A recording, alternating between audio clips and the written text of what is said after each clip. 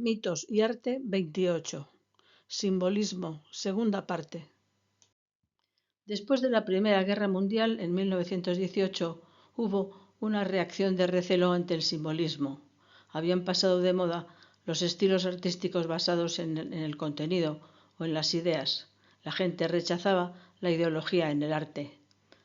Pero cuando se redescubre a Moreau, a los prerrafaelitas, a Böcklin y a los Navy, el simbolismo comenzó a ser mejor valorado. El simbolismo derivará posteriormente en un arte nuevo. El arte moderno no sería como es sin el simbolismo. Las obras que aparecen a continuación pertenecen a estos tres pintores que pueden encuadrarse en el movimiento artístico del simbolismo: Arnold Böcklin, Odilon Redon, Elihu Vedder.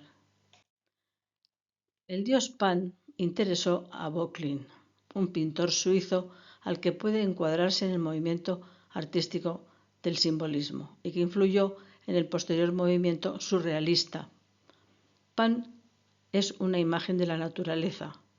No aparece ni en la Ilíada ni en la Odisea. El himno homérico 19, que le está dedicado, le hace hijo de Hermes y de una ninfa de las encinas, una hamadríade. Nació en el monte Cilene, en el Peloponeso. Hermes le envolvió en una piel de liebre y lo llevó al Olimpo. El aspecto de Pan hizo reír a los dioses y alegró el corazón de todos. Por eso le pusieron Pan de nombre. El pino es su árbol emblema.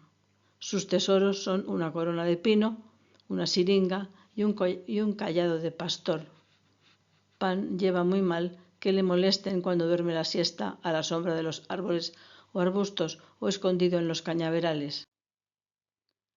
Dos características definen la personalidad del dios Pan: su lascivia y su afición a la música. Toca el caramillo, lleva a la espalda una piel de lince de color rojizo. Su grito provocaba pánico, palabra que deriva del nombre del dios. En la batalla de Maratón, Pan ayudó a los atenienses utilizando su grito. Agradecidos, los atenienses le dedicaron un antro en la ladera de la Acrópolis.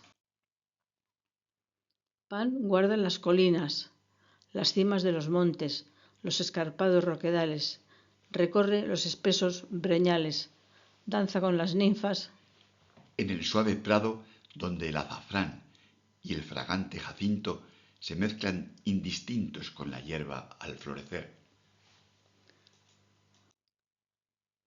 La siringa se llama así en honor a Siringe, una ninfa que huyendo de Pan llega al río y se transforma en un cañaveral.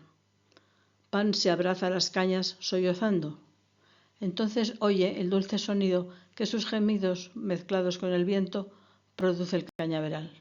Arranca algunas cañas y construye la primera flauta. Anadiomene en griego significa la que sale del agua. Cuando Böcklin pinta a Afrodita saliendo del mar, hace que un cetáceo ayude a la diosa que surge de las olas. Cubren su cuerpo las algas y no el rico manto bordado de las horas. Este centauro en la fragua también pertenece a la imaginación de Böcklin. Elihu Vedder es un artista estadounidense. También es ilustrador y también está asociado con el simbolismo. El viento levanta los cabellos de las grallas de Vedder, representadas como unas brujas trillizas. Las tres hermanas no tenían más que un ojo y un diente que no tenían más remedio que compartir. Lo hacían quitándoselo la una a la otra. La soledad de la esfinge, el monstruo híbrido mujer-león, devorador de seres humanos. Vedder la representa en un paraje desolado y desértico. En esta figuración de la diosa Atenea destaca su cuello musculoso y el cabello corto. Podemos imaginar que está pensando que, de haber sido engendrada por Zeus y Metis en segundo lugar, y de haber sido varón, yo hubiera sido líder de los dioses y el rey del Olimpo. mientras que en determinados dioses se aprecia cierta estabilidad de carácter y se da cierta homogeneidad en su comportamiento, Otros resultan contradictorios e inestables. A la vista del carácter que les define, su comportamiento resulta difícil de comprender. Entre lo que simbolizan y su conducta en determinadas ocasiones hay discordancia. Así ocurre con Atenea, que simboliza el raciocinio y la inteligencia, y que sin embargo reniega de la claridad de la razón y se convierte en una marioneta de la ira descontrolada, que la precipita a un comportamiento cruel. Algo que no solo ocurre con Medusa y con Aracne, sino que también ocurre con el adivino Tiresias, a quien Atenea dejó ciego porque la vio bañarse desnuda. Luego quiso compensarle concediéndole el don de profetizar incluso después de muerto. Las Pléyades son las 7 hijas de la Oceánide Pléyone y del titán Atlas.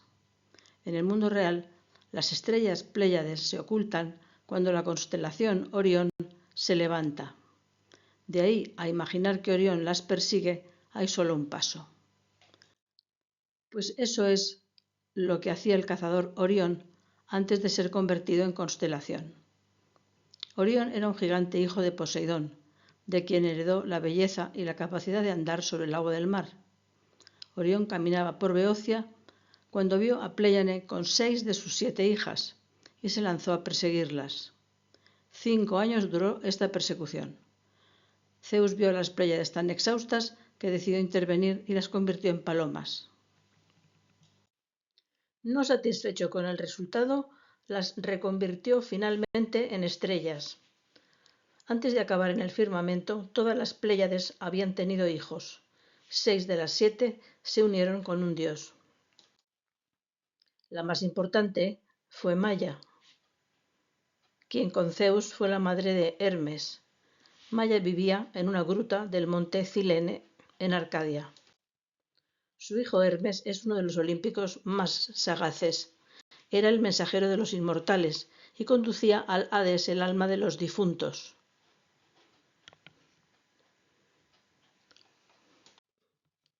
Homero caracteriza a Hermes como dios benéfico, a quien siempre le es grato prestar compañía a los hombres. Para dar una prueba de esto último, hemos tenido que regresar al XVII y al barroco y recurrir a Rubens, que ilustra maravillosamente la fábula de Filemón y Baucis, unos honrados ancianos que acogieron amablemente en su humilde cabaña a 2 caminantes a los que ofrecieron su cena y que resultaron ser Zeus y Hermes. El nombre de la madre de Hermes, Maya, lo ha heredado una planta cuya floración puede durar las 4 estaciones. Del francés Odilon Redon se dice que es el primer pintor moderno de temas inconscientes y sobrenaturales. Dentro de la corriente del simbolismo, pertenece al postimpresionismo y también está considerado un precursor del surrealismo. La historia de El Cíclope y Galatea merece un capítulo propio. Pegaso fue hijo de Poseidón y Medusa. Nació de la sangre de esta cuando fue decapitada por Perseo. Seguro que recordáis que Poseidón es el dios de los caballos. Puede que esta prerrogativa fue incluso anterior a la de ser considerado dios del mar. Se decía que algunos de sus hijos fueron alimentados por yeguas. Aquí tenemos el carro de Apolo. Apolo es orgulloso y ejercerá gran autoridad entre los inmortales y los mortales. Homero le define así. Veloz como el pensamiento. Le llaman Febo, que quiere decir el luminoso, el brillante, el certero, el de larga cabellera que no ha sido cortada, soberano del arco de plata. Se han planteado diversas teorías sobre el origen de Apolo. No se tiene la certeza acerca de si el nombre de Apolo es o no es de origen griego, pero es muy probable que un dios tan complejo como él no tenga un único origen. Es una figura polifacética que integró características de muchas divinidades y cultos de diferentes lugares. Para los simbolistas, Apolo es la figura emblemática de la poesía y el arte, además de la belleza masculina. Conduce el carro del Titán a quien sustituye, el Sol, aunque este Helio, el Sol, no fue sustituido del todo, porque luchó con éxito por mantener su estatus frente a los olímpicos. Otros pintores simbolistas son Otto Greiner y Maurice Denis. Otto Greiner representa el simbolismo alemán, Prometeo modelando al hombre. Muy relajadas aparecen las musas en este parque, donde las ha convocado el pintor Maurice Denis. Denis, discípulo de Gauguin, pertenece al movimiento Le Navire, un grupo de artistas franceses de finales del XIX caracterizados por su preocupación por el color. Ejercieron gran influencia sobre el arte de la época, contribuyeron a la fundación del cubismo, fauvismo y el arte abstracto. En alguna ocasión, también las musas muestran esa incongruencia de conducta que comentábamos con Atenea. Viendo lo que simbolizan, su proceder con el joven músico Tamiris resulta inexplicable. Tamiris cantaba y tocaba la lira maravillosamente, y eso le animó a competir en un concurso musical con las 9 hermanas, quienes consiguieron la victoria. Esto no les resultó suficiente y castigaron la insolencia de Tamiris privándole de la vista, de la memoria y del habla. Pertenece a los Navís el escultor Aristide Maillol.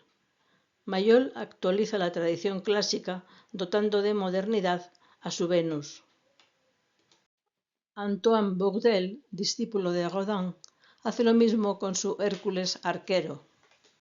Y aquí tenemos de nuevo al barquero Caronte, del pintor valenciano José Benlliure Gil, que lo imagina así en esta obra caracterizada por una clara evocación fantástica y simbolista. Terminamos citando a Oscar Wilde. El arte es un velo, más bien que un espejo.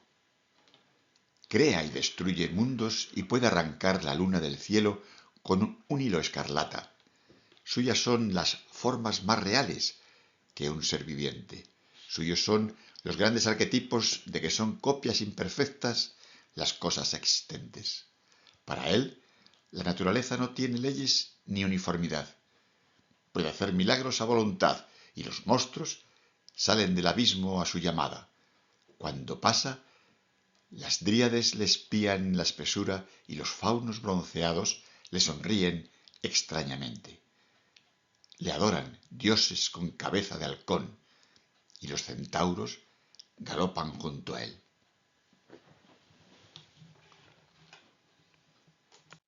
Gracias por vuestra atención.